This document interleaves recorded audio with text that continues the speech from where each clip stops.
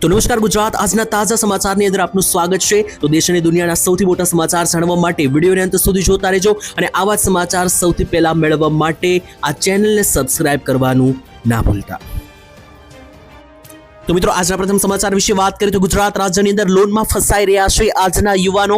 Loan મિત્રો એક જે છે તે ખૂબ જ ચર્ચાનો વિષય છે અને મુશ્કેલીનો વિષય, કારણ કે ગુજરાતમાં વાત કરીએ મિત્રો છેલ્લા કેટલાક સમયના આંકડાઓ છે અને તમે જોવા જાઓ તો મિત્રો અત્યારે લોન ઉપર બધી જ વસ્તુઓ મળી રહી છે, તેને કારણે આજના યુવાનો જે છે તે લગાતાર લોનમાં ફસાઈ રહ્યા છે।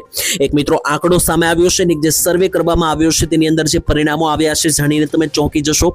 લાખો રૂપિયાનો પગાર, ચમકદાર ગાડીઓ અને વૈભવી ફ્લેટ અને આલિશાન ઘર જેવી મિત્રો વસ્તુઓ તમે સોશિયલ મીડિયા ઉપર જોવો છો અને આ જોઈને મિત્રો મધ્યમ વર્ગ અને ગરીબ વર્ગના લોકોને પણ મિત્રો જે છે ત્યાં મોટી મોટી આલિશાન લાઈફ જીવવાનો શોખ થાય છે। તેને કારણે જેટલી પણ મિત્રો ગાડીઓ છે, મિત્રો જેટલી પણ મોંઘા મોંઘા ફોન છે, આ બધી વસ્તુઓ જે છે તે આજના યુવાઓ લોન ઉપર લઈ રહ્યા છે। તે સૌથી વધારે ચિંતાનો વિષય છે, કારણ કે એવા લોકો જેમ કે મિત્રો મધ્યમ વર્ગ અને ગરીબ વર્ગના લોકો કે જે આ મોંઘી વસ્તુ જે છે તે મિત્રો ખાસ કરીને પહોંચાય તેમ ના હોય છતાં પણ આજે મિત્રો આ વસ્તુઓ લોન ઉપર મળવા લાગી છે, જેથી જે છે તે મિત્રો ખાસ કરીને દરેક લોકો જે છે તે લોન ઉપર આ બધી વસ્તુઓ લઈ રહ્યા છે અને પોતાની મધ્યમ વર્ગની જીવનને જે છે તે અમીર જિંદગી દેખાડવાની ટ્રાય કરી રહ્યા છે। ત્યાર પછી મિત્રો જે છે તે આ લોન લીધેલાના હપ્તા જે છે તે મિત્રો પૂરા ન થાય ત્યાર પછી જે વ્યાજ ચડી જાય છે, આને કારણે લોકોમાં જે છે તે લોનની ઉપર લોન ચડતી જાય છે અને છેલ્લે કોઈ પણ પ્રકારનો રસ્તો ના દેખાડતા મિત્રો જે છે તે લોકો અત્યારે વિદ્યાર્થીઓને પણ ભણતા ઉઠાડી રહ્યા છે અને તેથી મિત્રો આગળની પેઢીના પણ જીવન બરબાદ થઈ રહ્યા છે લોનને કારણે। તો અત્યારે મિત્રો જોવા જઈએ તો ગુજરાત રાજ્યની અંદર જે આંકડાઓ સામે આવ્યા તેમાં જોવા મળ્યું છે કે મામૂલી ફર્નિચર લેવા માટે પણ લોનનો ઉપયોગ લોકો કરી રહ્યા છે, જે એક ખૂબ જ વધારે જે છે તે મિત્રો ચિંતાનો વિષય બન્યો।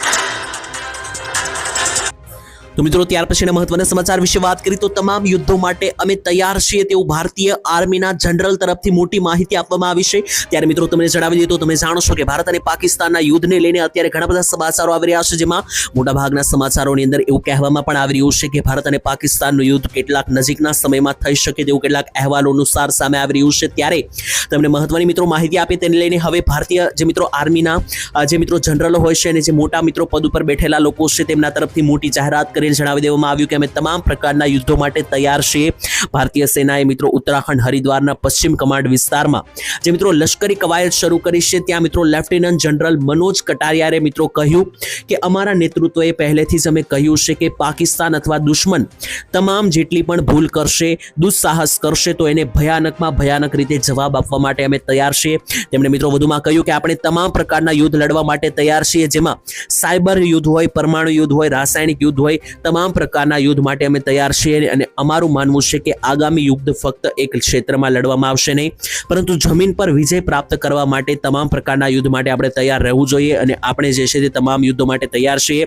અને મિત્રો ખાસ કરીને તેમણે કહ્યું કે જમીન ઉપર કબજો નહીં કરીએ ત્યાં સુધી પાકિસ્તાન નહીં માને, તેથી મિત્રો જે છે તે પાકિસ્તાનની જમીનનો પણ આવનારા દિવસોમાં ક્યારે ભારતમાં ભળી જાય તેનો કોઈ પણ મિત્રો જે છે તે ભરોસો નથી તેવું પણ તેમણે કહેતા પાકિસ્તાનમાં ખળભળાટ મચ્યો, કારણ કે લગાતાર મિત્રો ભારતીય આર્મી તરફથી પણ વળતો જવાબ આપવામાં આવી રહ્યો છે અને જે મિત્રો હમણાં દિલ્હી બ્લાસ્ટ થયું ત્યાર પછી લગાતાર મામલો ગરમાઈ રહ્યો છે। તો ત્યાર પછીના મહત્વના સમાચાર વિશે વાત કરીએ તો ગેસ સિલિન્ડર 300 રૂપિયામાં સસ્તો મળશે, ખૂબ જ મોટા સમાચાર ગેસ સિલિન્ડરને લઈને। તો જો તમે પણ મિત્રો રાંધણ ગેસ તરીકે એલપીજી ગેસ સિલિન્ડરનો ઉપયોગ કરો છો તો હવે તમને પણ 300 રૂપિયા ગેસ સસ્તો મળશે। આ યોજનામાં ફોર્મ ભરી દેજો। સરકાર મિત્રો દેશના ગરીબ અને જરૂરિયાતમંદો માટે જે છે તે સહાય પૂરી પાડવા માટે એક યોજના ચલાવે છે। આ યોજનાનું નામ છે મિત્રો પ્રધાનમંત્રી ઉજ્જવલા યોજના। આ ઉજ્જવલા યોજના અંતર્ગત મિત્રો જે આપણી ઘરે ગેસ સિલિન્ડર આવે છે, આ ગેસ સિલિન્ડર ઉપર તમને 300 રૂપિયાની સબસિડી મળશે। એટલે કે અત્યારે મિત્રો એલપીજી ગેસ સિલિન્ડર જે છે મિત્રો તેનો ભાવ અત્યારે 850 રૂપિયા છે ગુજરાતની અંદર, જે આપણે રાંધણ ગેસ તરીકે વાપરીએ છીએ। પરંતુ જો તમે આ પ્રધાનમંત્રી ઉજ્જવલા યોજનાનો લાભ લ્યો છો તો આ ગેસ સિલિન્ડર સબસિડી સાથે તમને માત્ર 550 રૂપિયામાં પડશે, 300 રૂપિયા ગેસ સસ્તો પડશે। તો તમારે પણ મિત્રો સસ્તો ગેસ મેળવવો હોય તો તમે પણ પ્રધાનમંત્રી ઉજ્જવલા યોજનામાં ફોર્મ ભરીને અરજી કરી શકો। ત્યારબાદ મહત્વના સમાચાર જોઈએ તો ગુજરાતમાં ભાવ ન મળતા ખેડૂતો ગુસ્સે થયા।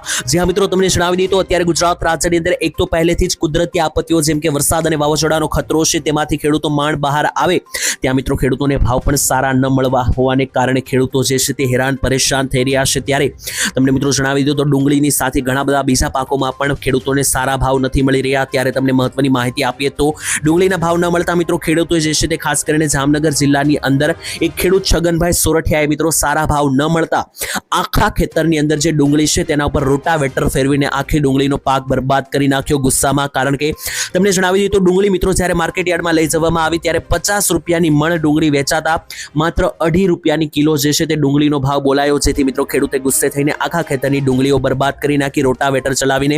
કારણ કે 1 વીઘામાં ડુંગળી કરતા મિત્રો 10 થી 15 હજારનો ખર્ચો થાય છે, તેની સામે ભાવ માત્ર 50 રૂપિયા પ્રતિ મણ મળી રહ્યો છે. અને આ વાત માત્ર ડુંગળી માટે નથી, બીજા બધા પાકોમાં પણ મિત્રો આ જ હાલત છે. મગફળી, કપાસના ભાવ પણ છેલ્લા ઘણા વર્ષોથી ખેડૂતોને જે જોઈ રહ્યા છે તે મળી રહ્યા નથી, જેનાથી ગુજરાતના ખેડૂતો ગુસ્સે ભરાયા. ત્યારબાદ મહત્વના સમાચાર વિશે વાત કરીએ તો સિલાઈ મશીન ખરીદવા માટે 12,000 રૂપિયાની સહાય તમારા બેંક ખાતામાં જમા થશે. જ્યાં મિત્રો જો તમારે પણ 12,000 રૂપિયાની સહાય મેળવવી હોય તમારા બેંક ખાતાની અંદર તો તમે પણ આ યોજનામાં ફોર્મ ભરી શકો. દેશમાં મિત્રો કેન્દ્ર સરકાર દ્વારા મહિલાઓને સશક્ત બનાવવા માટે તેમજ ઘરે કામ કરવા માટે પ્રોત્સાહિત કરવા માટે મફત સિલાઈ યોજનાની શરૂઆત કરવામાં આવી છે. સિલાઈ મશીન યોજનાની અંદર મિત્રો પહેલેથી જ 50,000થી વધારે મહિલાઓને આ પૈસા મળ્યા છે, સહાય મળી છે. ત્યારે તમે પણ મિત્રો આ યોજનાની અંદર પૈસાનો લાભ મેળવી શકો. તેના માટે તમારે શું કરવાનું છે માહિતી આપે તો આ યોજનાનો લાભ લેવા માટે તમારે ઓનલાઈન અરજી કરવાની છે, જેમાં યોજનાનું નામ છે મફત સિલાઈ મશીન યોજના. જેમાં તમારે મિત્રો જે છે તે ખાસ કરીને કેટલાક ડોક્યુમેન્ટ સાથે, જેમ કે મિત્રો મહિલાઓનું આધાર કાર્ડથી લઈને કેટલાક મિત્રો જેટલા ડોક્યુમેન્ટની જરૂર હોય બધા ડોક્યુમેન્ટ સાથે તમારે અરજી કરવાની છે. અને અરજી કર્યા પછી આ યોજનાની અંદર તમારી જે અરજી સક્સેસ થશે, અરજી પાસ થશે એટલે તમારા ખાતામાં 12,000 રૂપિયાની સહાય જમા થશે.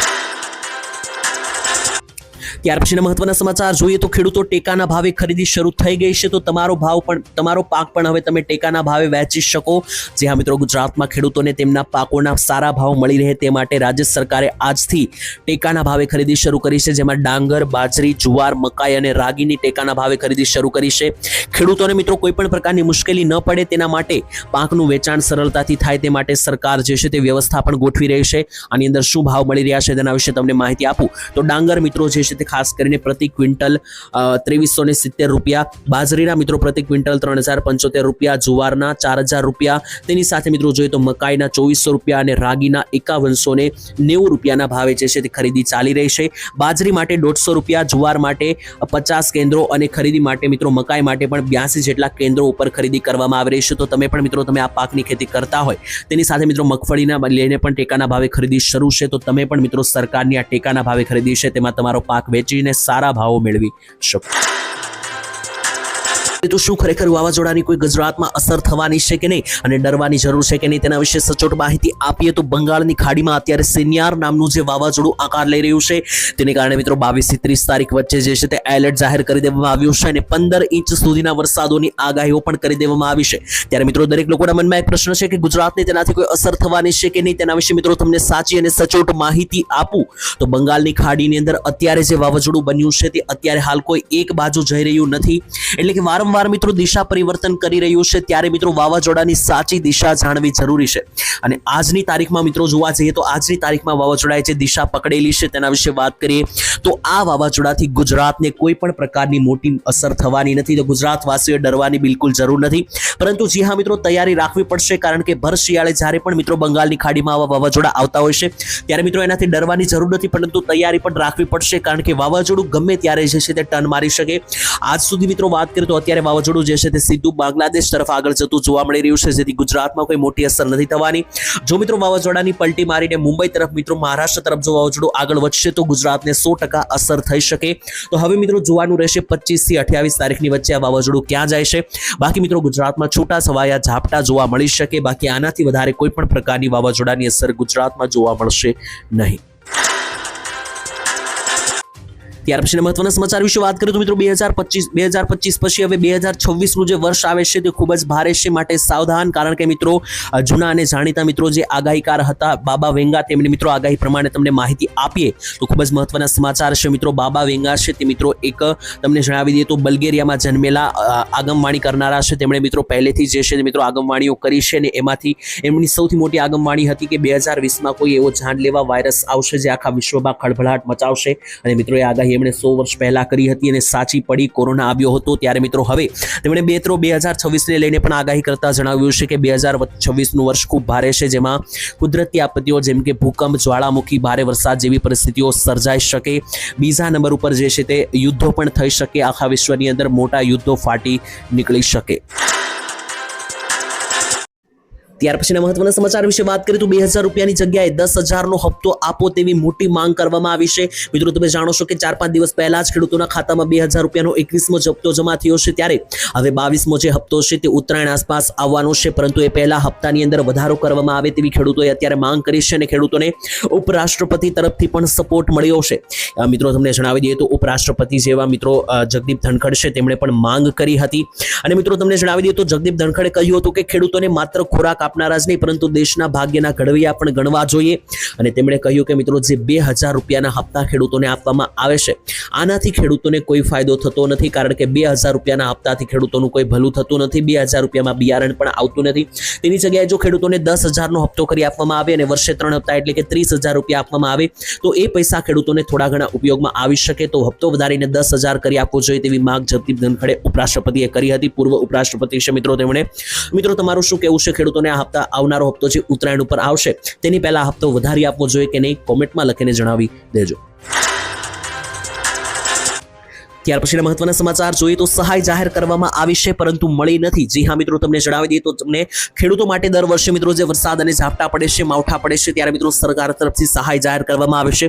સેમ ટુ સેમ મિત્રો આ વર્ષે પણ એવું જોવા મળ્યું છે। દિવાળી પછી જે કમોસમી વરસાદ આવ્યો 5 થી 10 દિવસ, તેને લઈને ખેડૂતોને આ વખતે મબલક નુકસાન ગયું, લાખો કરોડોનું નુકસાન ગયું। તેની સામે સરકારે જે છે તે 10,000 કરોડ રૂપિયાનું પેકેજ પણ જાહેર કર્યું છે અને અત્યારે ફોર્મ પણ ભરાવવામાં આવી રહ્યા છે।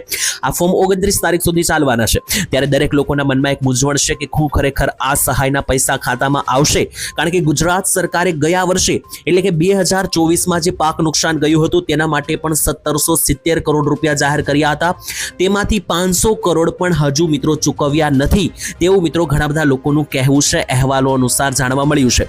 તો આ વખતે તો 10,000 કરોડનું પેકેજ છે, તો મોટા ભાગના ખેડૂતોનો એવું મનમાં એક પ્રશ્ન છે, લોકોને મિત્રો ખેડૂતોને ડર છે કે 29મી નવેમ્બર છેલ્લી તારીખ તો છે, પરંતુ અરજી કર્યા પછી પણ સહાય મળશે કે નહીં, કારણ કે ગયા વર્ષે પણ 1700 કરોડ જેટલું પેકેજ જાહેર કર્યું હતું, એમાંથી 500 કરોડ જેટલા મળ્યા છે તેવું મિત્રો લોકોનું કહેવું છે। તો ખરેખર આ વખતે સહાય મળશે કે નહીં તેના વિશે ખાસ કરીને મિત્રો લોકોની બીક છે, પરંતુ મિત્રો આગળ ભવિષ્યમાં જોવાનું રહેશે। જે પ્રકારે આંકડા અને સર્વે આવશે એ પ્રમાણે અમે તમને જણાવીશું। તો ગુજરાત રાજ્યમાં ફરી એકવાર મહા આંદોલન થવા જઈ રહ્યું છે, ખેડૂતો તૈયાર। જે હા મિત્રો તમે જાણો છો કે પરેશ ગોસ્વામી તરફથી એક મોટા આંદોલનનું આહવાન કરવામાં આવ્યું હતું અને જો ગુજરાત રાજ્યમાં ખેડૂતોની લોન માફ નહીં કરવામાં આવે તો મોટું આંદોલન કરવામાં આવશે તેની જાહેરાત કરવામાં આવી હતી અને 12 દિવસનો સરકાર પાસે સમય માંગ્યો હતો। તો મિત્રો 12 દિવસ હવે પૂરા થયા છે અને ગુજરાત રાજ્યની અંદર હવે મહા આંદોલનને લઈને આગળ શું પ્લાન છે તેની જાહેરાત પરેશ ગોસ્વામી હવામાન નિષ્ણાંત તરફથી કરવામાં આવી છે।